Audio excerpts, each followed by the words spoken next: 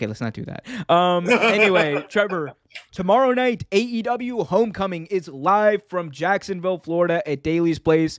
And the card they've announced so far looking pretty good, honestly. Yeah, we're going to have the Bunny versus Layla Hirsh in a number one contenders match for the NWA Women's World Championship.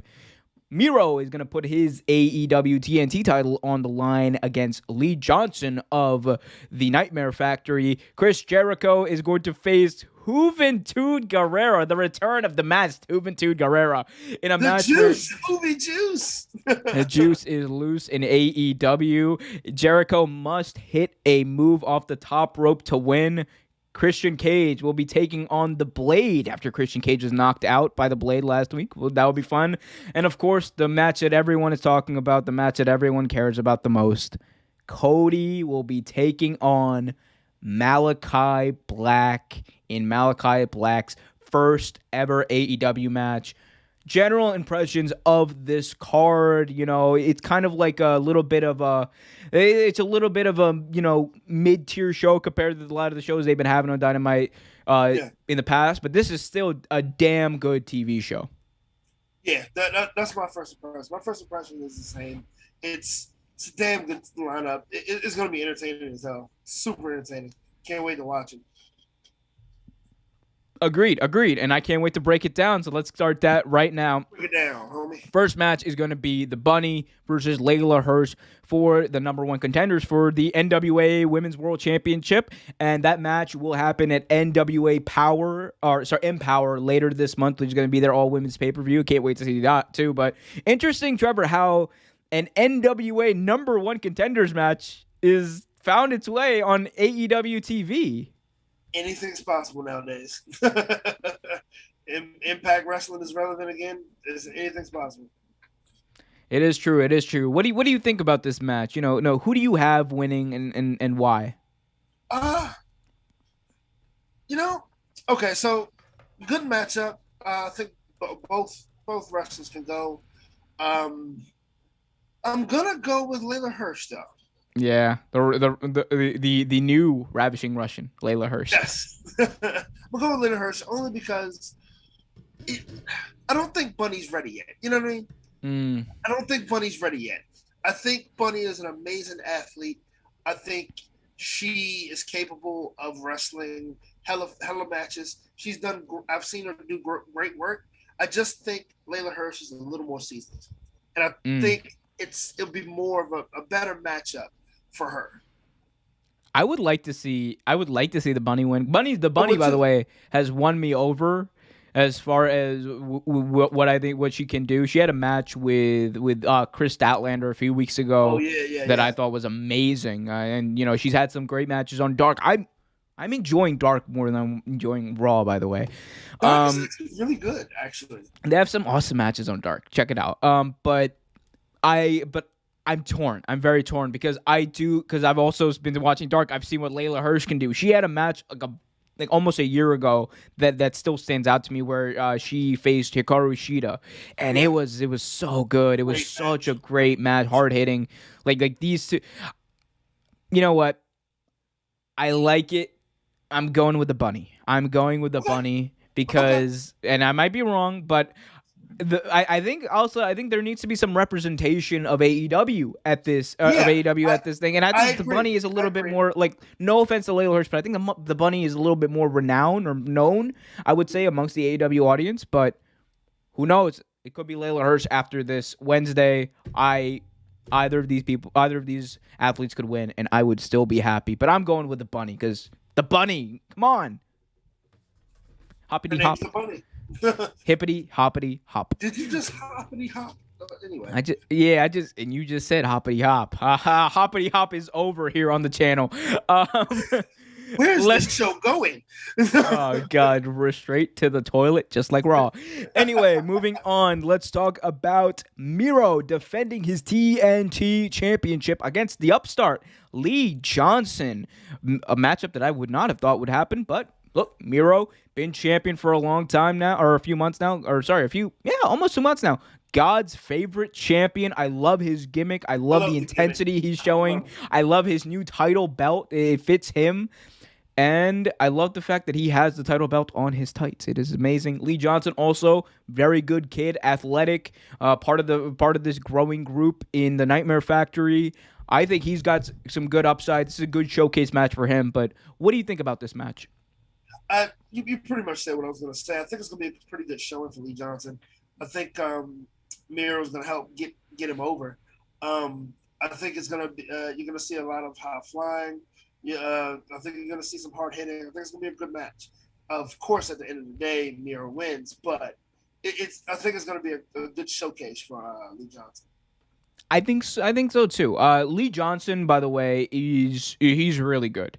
He's really good. Like, this dude is built. He's built. When you see him like on Wednesday, you're gonna realize, holy shit, this guy is like he's kind of like a little bit of a Bruce Lee kind of build, like very, very muscular, but like also lean. I love his look. He's better in the ring than I think a lot of people are gonna think he's gonna be when they see him wrestle. I've seen him wrestle a few times. I can't wait. I can't wait to see this match. That being said, Miro squashes Lee Johnson. Oh, of course. Like it's not even gonna be close. Lee Johnson's gonna get some good offense in, but yeah, Miro for the win. FTW. Yep. Moving on, let's talk about this match. The return of Juventud Guerrera. Juventud will face Chris Jericho in the third trial of Jericho, the third task of Jericho, whatever this is. He, of course, defeated your boy Nick Gage, which kind of got AEW in some trouble last week. We'll talk about that later. But Jericho is going to be facing Juventud Guerrera in a match where Chris Jericho, in order to win, he must hit a move off the top rope. So that's an interesting stipulation added there by MJF. What do you think about this match? What do you think? First of all, Juventud Guerrera, a masked Juventud Guerrera is returning to wrestling. What do you think of that? So I didn't know he got his mask back. First off, and I know. Yeah. Chris Jericho, he took the mask off. Remember? Because in lucha wrestling, that's like a big deal. And unless you go in front of, I think you go in front of a council or something like that, you have to request to have your mask back. If I'm not wrong, I want to say I'm correct. To get your mask back, that's why Rey Mysterio had such a hard time getting his mask back too. But it's interesting to see him with it again. Like, it's interesting to see Hoovy. Last time I saw Hoovy, I think it was WWE, I want to say, when they were riding on the lawnmowers. Him, Psychosis, and was it El Crazy or something? Local, I forget what it was, but I can't hear you, dude. El Dandy, baby. El Dandy. Yeah, there we go. How do you not remember El Dandy? The greatest thing about Nitro in 1997. Come on now. Well, true. But yeah, man, it's gonna be great to see them in action again. If Hoovy can still go, it's gonna be a great match.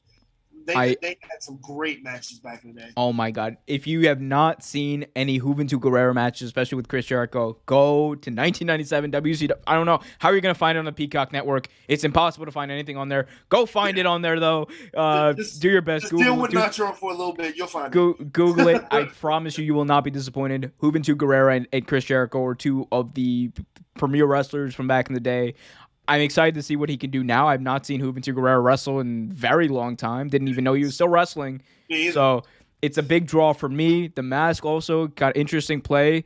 And I love the stipulation. Chris Jericho must hit a top rope move. And I like these trials of Jericho. They are making Chris Jericho go through like all of these different trials, and it's kind of like making him go back to gimmicks of his past a little bit, you know, and I like it because, you know, we don't know how much longer Chris Jericho is going to be doing this. Let's be honest. He's getting up there in age, but and he's done it all at this point. But Chris Jericho and like seeing like kind of these past iterations and his returns from his past and all this kind of stuff is pretty awesome. So again, if you haven't seen a Juventud Guerrera match, with go on the YouTube, even watch it. Since you're too young for that, but go on YouTube and watch Juventud Guerrera. But yeah, that being said, Trevor, who do you think is going to win, and why is it Jericho? I mean, at this point, unless you throw some crazy wrench into the system, it's got to be Jericho, right? Because Yeah, it's gonna be Jericho. that's what it's gearing up for, another MJF Jericho match. He's never beaten him, blah blah blah. But yeah, like if it was any other time, I'd say Hoovy hands down. But Jericho. Yeah, it's gonna be an interesting match. I'm interested to see what move Jericho's gonna hit off the top rope. Maybe hits a lion salt off the top rope. That would be crazy. I was thinking that too, actually. Yeah, but good minds think alike. Again, it has to be Jericho, but it's gonna be so interesting to see Juventud Guerrera. I'm excited about this. Christian Cage will be taking on the Blade last week after Christian Cage's match against the HFOs. The Blade came out of nowhere seemingly and sucker punched Christian Cage with his brass knucks like a dastardly heel that he is. Christian Cage will face the Blade one-on-one, and look, Matt Hardy is going to be in his corner. This could be a little bit of an interesting dynamic here. This continues the feud of Matt Hardy kind of taking on Christian Cage and Jurassic Express. What do you think about this match, and who's going to win and why? I mentioned last week that I'm starting to agree with some of the heel talk you have going on, and I'm wondering if it involves Christian. One of these two got to turn heel. One of these two got to turn heel, in Jungle Boy or Christian. And I don't necessarily think it's gonna be Jungle Boy though. That'd be interesting. Even though I don't think he's ever gonna heel in his career though. So yeah, maybe. That might be interesting. But anyway, it's going to be an interesting match. I think the side story is the dynamic between Jungle Boy and Christian, and I do think that's going to play out in the ring. With that being said, I think it's going to go a different way, and I think the Blade's going to win. Ooh, why do you say the Blade? I'm curious. So, and that's only if they do go the heel route, right? Like, Christian Cage, something happens when Matt Hardy interferes. Jungle Boy tries to help Christian Cage, messes up. Blade gets the win. Like, if that's only if you're building a heel turn situation, right? And that would be a perfect way to start implementing it. Now, if they don't, which I don't know if they're gonna, then of course I say Christian Cage. But if it's a heel turn situation that you're trying to implement at some point, Blade wins. Interesting. All right. Well, I think it's going to be Christian. I think they're just going to send the fans home happy, kind of redo this whole story, and then Blade's going to end up sucker punching him after the match or something along those lines. Like, I like the Blade's gimmick of just punching people in the face with brass knucks and just running away. It's like amazing heat, by the way. The Blade is amazing. I mean, look at him. He wears a beanie and sunglasses and a scarf.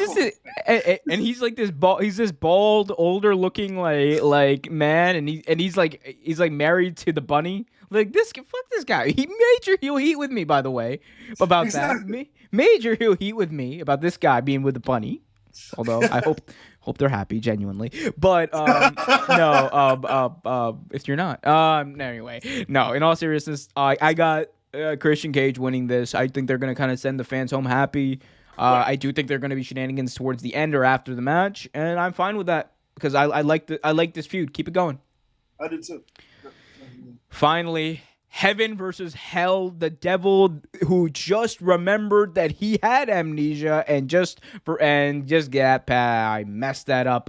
Either way, Aleister Black, Malachi Black, the now named Malachi Black will face Cody Rhodes, a match of good versus evil, the light versus the darkness, Heaven versus Hell.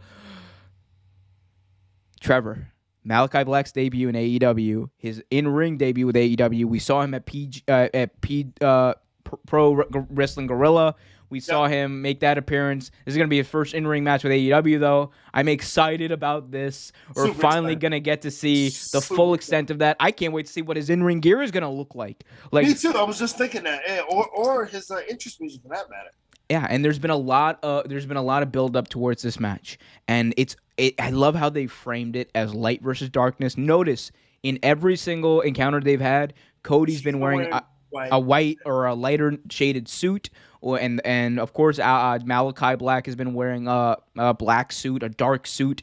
You know, it's this light versus darkness dynamic they're going for. I love it, and I'm so excited about this match. It's what's gonna make this. It's honestly what's making this whole show. No offense to all the other matches, which are going to be good matches, but this is the main event of the show for me. Trevor, what do you think about this match and the build? Build is amazing, right? Like you have Malachi Black coming out to just pummel um, Arnie Anderson. It was really hilarious to see him come out and just kick the crap out of Arnie for no reason. It's just, the whole thing is building up amazingly. Like, I mean, and I've said it last week. Like, if anybody can get him over, it's gonna be Cody. You know what I mean? Like, if anyone can get him over, it's gonna be Cody. With that being said, I would like to say Alistair wins this, but I don't know if that's gonna happen.